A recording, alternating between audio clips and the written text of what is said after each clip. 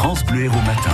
7h51, l'invité de France Bleu Héros Matin en studio avec nous, Guillaume Rouland, c'est Anthony de Souza, co-secrétaire départemental du syndicat enseignant SNUIPP dans l'Hérault. Rebonjour, donc Anthony de Souza.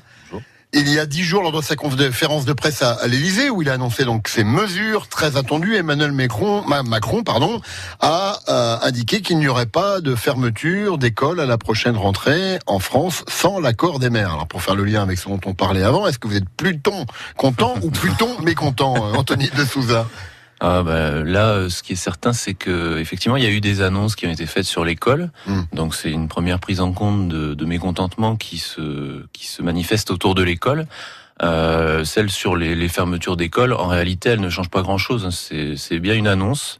Derrière, dans les faits, il y a peu de fermetures d'école. En réalité, il y a surtout des fermetures de classes, mais qui n'entraînent pas forcément de fermeture d'école.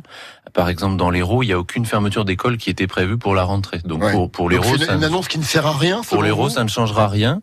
Ensuite, là où il y a effectivement des fermetures d'école, cette annonce, en fait, c'est aussi un moyen, enfin, on peut l'interpréter comme un moyen de faire porter la responsabilité au maire, au final, puisque le président annonce que ça ne se ferait que avec l'accord du maire.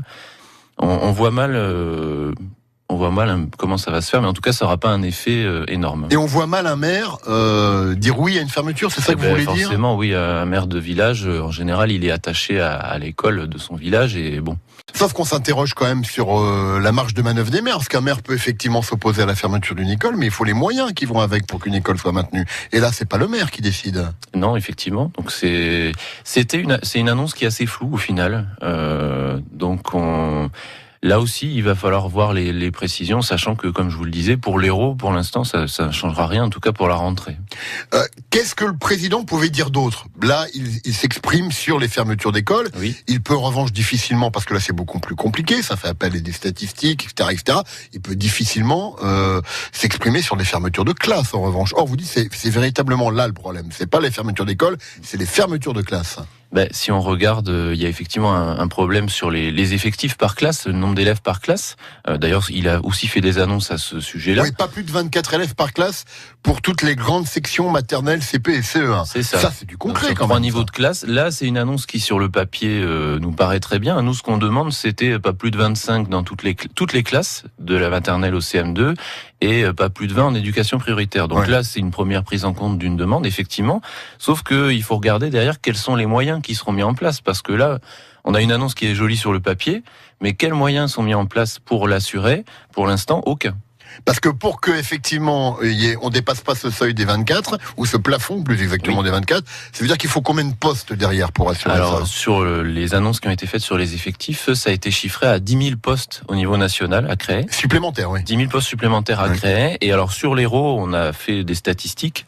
Alors il a parlé aussi du dédoublement des classes de grande section en éducation prioritaire. Ça demanderait environ 75 postes pour l'Hérault.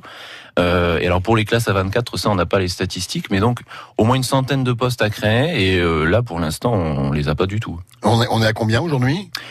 Alors là, les décisions pour la rentrée ont été prises. On a globalement un nombre d'ouvertures de classes et de fermetures qui s'équilibre, sauf que dans le même temps, on accueille des élèves supplémentaires, donc au final, la moyenne est plutôt en augmentation. Ces annonces d'Emmanuel Macron, est-ce que c'est une façon de faire un petit peu oublier la réforme Blanquer pour laquelle, on le sait, les syndicats d'enseignants sont vent debout ?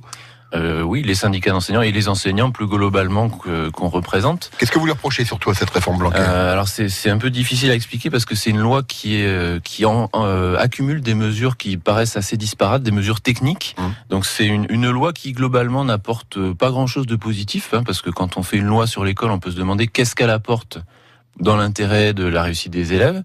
Là, pas grand-chose. Par contre... École de la confiance, quand même. Oui, voilà, on a un beau titre, et derrière, des annonces qui soit sont de l'esbrouf, soit sont des mesures négatives, des régressions. Un exemple, rapidement, s'il vous plaît. Un article de la loi prévoit le recrutement de contractuels, donc d'étudiants sans formation, hors concours, qui seront mis dans des classes sans formation, Donc pour faire des économies, on voit que le gouvernement fait le choix de restreindre la qualité de l'enseignement qui sera donné. Vous appelez une journée de mobilisation ce jeudi, lendemain donc du mercredi 8 mai, du jour férié. Par rapport à cette réforme Blanquer, pensez que ça sera suivi ? Alors c'est par rapport à cette réforme Blanquer pour l'école et plus globalement sur le projet de loi aussi sur la fonction publique. C'est une journée de grève qui s'annonce suivie en effet, parce que comme je vous le disais tout à l'heure, il y a un mécontentement chez les enseignants, mais aussi chez les parents qui de plus en plus se mobilisent et sont solidaires des enseignants. Merci Anthony de Souza, co-secrétaire départemental dans l'Hérault du syndicat enseignant SNUIPP. Bonne journée à vous, merci. Si. Interview à retrouver en vidéo sur francebleu.fr, 7h57. France Bleu Hérault.